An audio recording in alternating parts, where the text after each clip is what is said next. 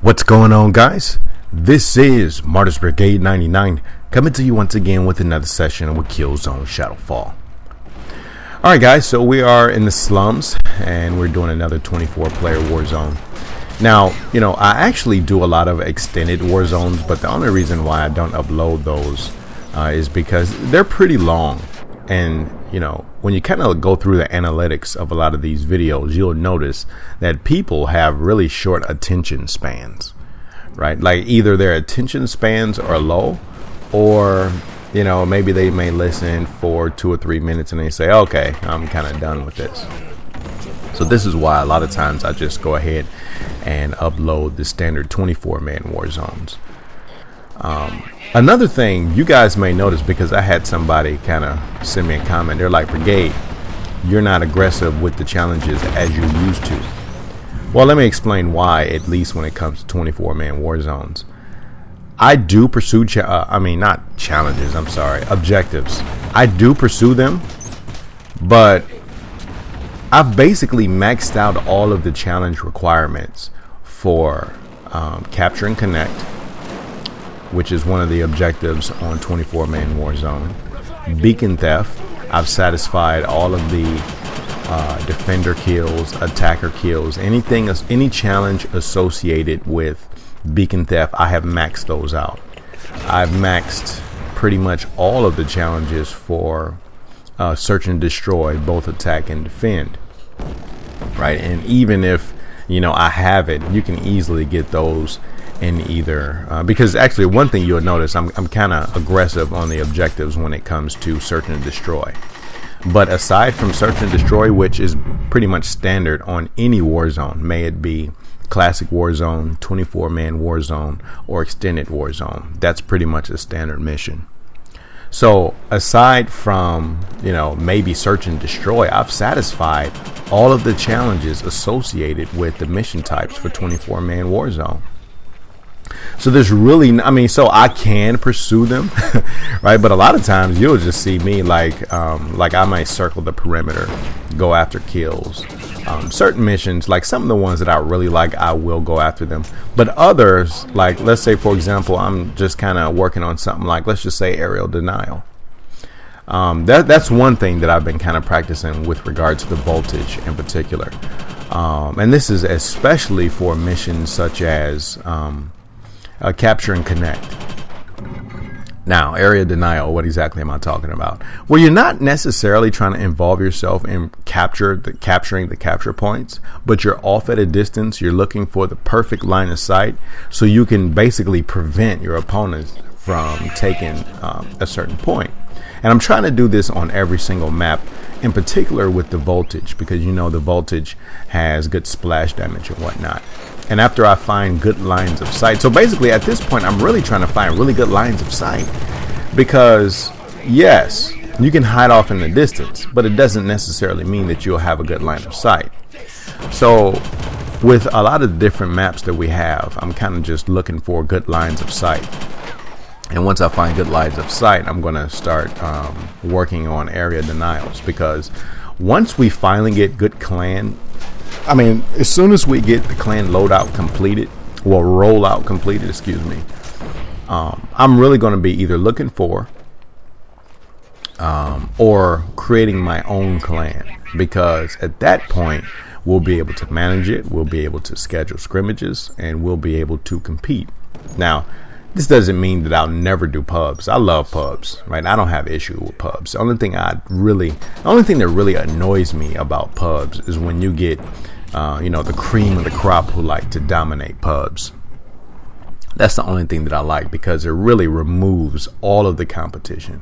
It removes all of the competition. I think matchmaking, when you don't stack teams, can work, right? And when it comes, because I've been in pubs with almost no clan tags. Now, keep in mind, I know some of you guys may say, yo, Brigade, here's another leap in logic. You're assuming that just because you don't see a clan tag, that people aren't matching themselves up because, maybe their friends are have similar skill. I already thought about that, and that's a good point. But I'm just saying, on face value, you can see clan tags. And on face value, people automatically assume if you see a clan tag, then it must be a group of people who have relatively good skill. I'll say slightly above average. Right? So at the end of the day, I do love pubs. I mean, they're fun because, in other words, no one plays scrims like 24 hours a day. Right? So what's the option? Play pubs. I don't have issues with those. And I think the matchmaking is fine as long as you're not stacking teams. Okay, so enough about that. So that's one of the main reasons why in some cases I might not pursue objectives as aggressively as I have in some of my beginner videos. A lot of the incentive to pursue certain objectives really comes from satisfying challenges. Because as far as weapons, I've pretty much completed all of the challenges for every class other than the Insurgent class. And that's mainly because you need 200 kills with each weapon in the game for the Insurgent class. Which brings me to another subject. The more you play the Insurgent class, the more difficult it would be as far as trying to satisfy in these weapon kill challenges. And this is for a lot of those guys who I know are actively working toward completing challenges, for which I'm one of them. But, you know, sometimes I have to kind of make challenges as a second priority. Usually if I'm on a good team, like a really good team, then I'll go ahead and pull out the Insurgent class and I'll work on challenges. If I see that we're playing against a clan stacking team, I run support, like straight support, and I just do whatever I can to, you know, kind of contribute to the team's win if we're able to win based upon the odds. But aside from that, I just go right ahead. I mean, just like right now, we're on a pretty decent team. So I went on ahead and pulled out the Insurgent class, and it allowed me the opportunity to get some voltage kills, some purger kills, and a few other kills. Now, speaking of the voltage, dude, I am so pissed that they nerfed the voltage. I really do not understand. Now, in other words, I kind of visit the forums kind of frequently. I'll say maybe a couple times a week. I'll go ahead and check it out to see if there's new news, see anything that's going on in the community. Right? And I could even understand them nerfing the voltage, excuse me, if I read a lot of forum complaints about people saying, holy crap, this weapon is OP. Like, in other words, if you're going to nerf anything based upon comments, I would have thought that they would have nerfed the sickle, for which I don't think they should nerf any weapon, in my personal opinion. I think a lot of people may have problems with something, and then they admit, especially for kids.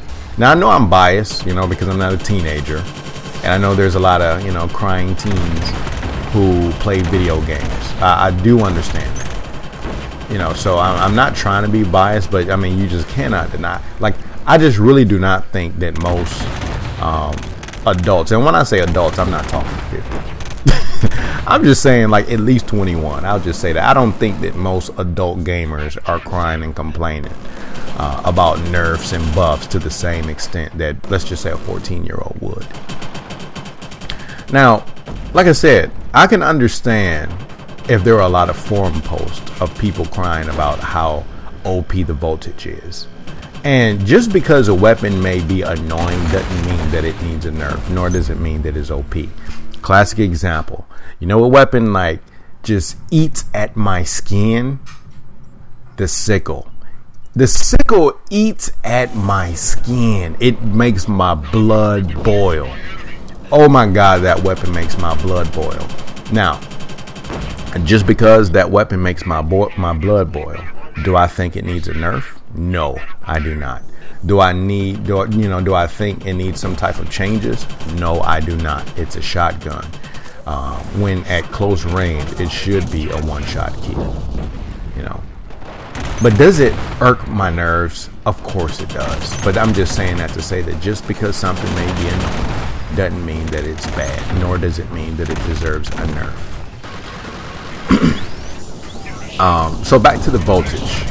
If you guys noticed, they have really slowed down the rate of fire on the voltage. I don't know what was wrong with it before. I mean, that's all I can really say. I really don't know what was wrong with it before. I don't know what caused them to change it. You know, it's not like it was one of those weapons that you saw guys, you know, using as often as, let's just say, the breacher, or let's just say the sickle, or let's just say the any other weapon for that matter. Like, you didn't, it's not even like you saw a lot of people using it, right? Because to a lot of people, it was difficult to use when at close range, close to medium range. Now, in a video that I uploaded not too long ago, I think it was called like my new favorite weapon. And it was a video wherein I was using the voltage.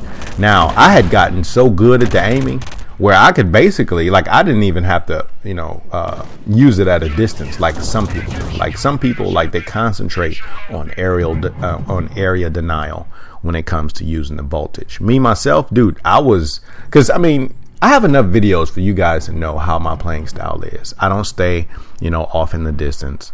You know, I don't hide in corners.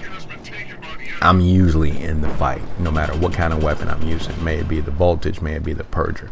Now, keep in mind, some weapons might cause my gameplay to change slightly, but I'm still, every video that you've seen, you guys would know that I'm not a camper. You know, I don't hide in the background. I'm always in the middle of the fight. Some people had a hard time using the voltage and trying to run and gun. Now, I'm not saying run and gun to the same extent as, let's just say, an assault class member, but I had gotten so comfortable with the weapon that I was pretty good with it. Then, you know, because, you know, Dark Souls 2 came out, I took a little brief hiatus from Killzone Shadow Fall. And as soon as I came back, you know, I pulled out one of my, you know, what I called then my favorite weapon. And I'm like, holy shit, what did they do? So now, for the most, like if you guys notice what I'm doing now I'm off at a distance because it's a lot more difficult to be effective with it, running and gunning, than what it was before. And I think I'm going to go ahead and upload one more of those throwback videos of the old firing speed. Now, here's another issue that I have with the voltage. You guys would notice that there is splash damage, right? And if you guys notice, I just shot the area wherein that guy was just standing twice and he didn't die. So it's not necessarily as accurate as people say, because I usually aim at the feet in most cases. And because it has splash damage, and think about it, each shot is a 3-round burst. So if I get 2 shots in, that's a total of 6 rounds. You know, 6 bursts out of 2 rounds, 2 shots. Yet you'll notice that sometimes at a distance, people don't fall. So it's not, you know, as OP or as accurate as some people may say. Now, I know some of you guys may say to yourself, well, Brigade, I mean, it has a certain, it has a maximum effective range, and perhaps you have exceeded that. Well, that's true. But at the same time, let's just say up to medium range, 1 3-shot burst can kill an enemy.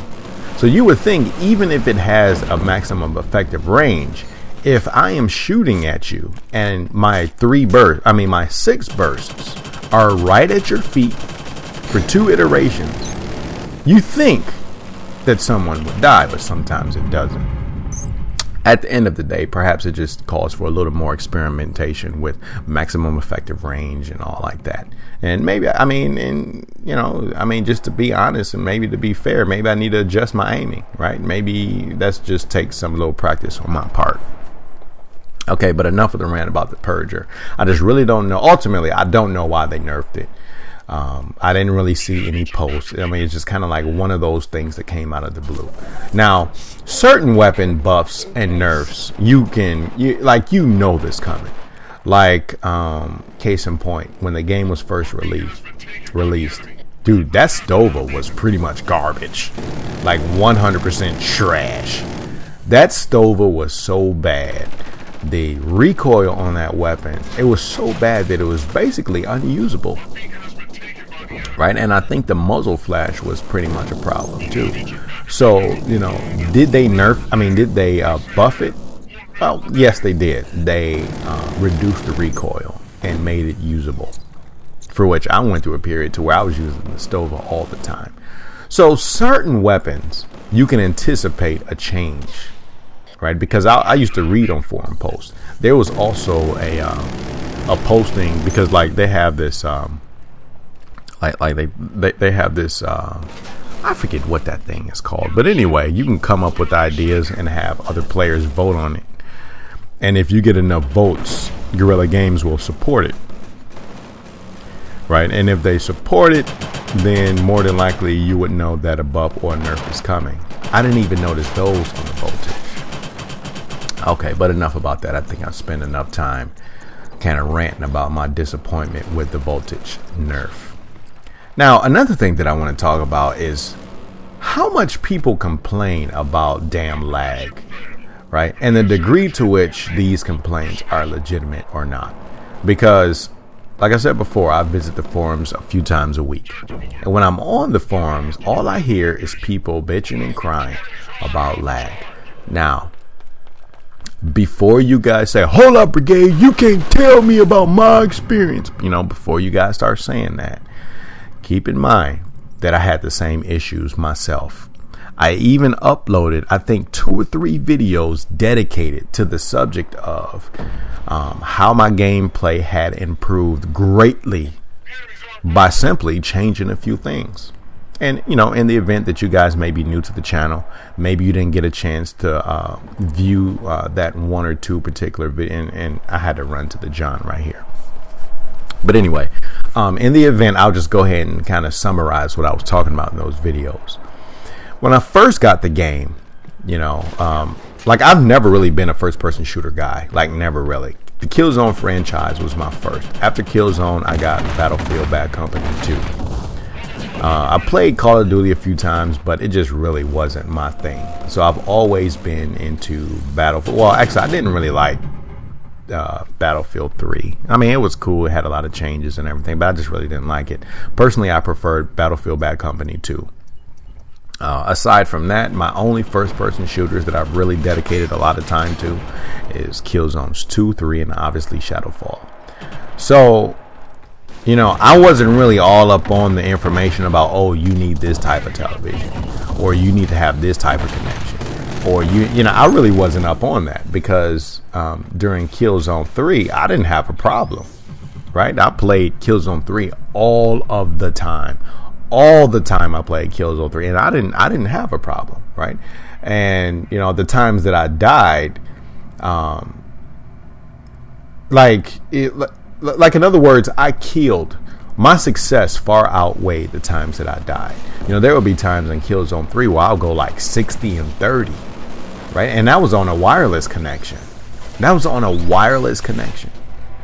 So, because I would get stats like that in war zones as often as I did, I didn't see it as a problem. So I didn't feel a need to change anything once I got PS4 and obviously Killzone Shadow Fall. But one thing that I would notice, I would see a lot of people zipping across the screen. There would be a lot of times where I would have bullets on target. You could see like the hit markers impacting the target, yet they would not die. There would be times where I would take, any weapon for that matter, and I would just unload rounds, and it seems like they would not fall, or that they would fall late.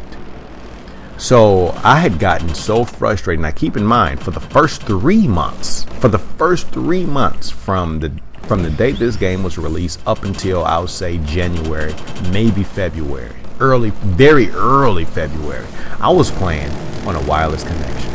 And on a larger TV, right? Because I have a 50+ screen television in my basement, right, in my man's cave. And then I have a smaller television. So anyway, I just started Googling some information, and I realized that your connection type, and when I say connection type, I mean whether you're using a wired or wireless connection, really makes a difference when it comes to FPS games. I didn't know that at the time. I also read information that said that television size also plays a difference because of input delay and a few other things. So after I got wind of this information, I went on ahead, bought the equipment so that I could use a wireless connection, and I only played on my smaller television. Like at this point, I think I use a 40-inch, I think it's like a 42-inch TV, as opposed to the 55-inch that I have in my basement. And from that point, like I'm telling you, as soon as I switched from a wireless to a wired connections, my gameplay changed totally. And when I say gameplay, I mean the results.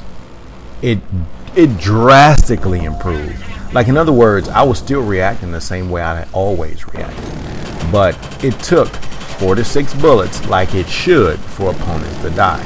I saw a lot less people zooming across the screen.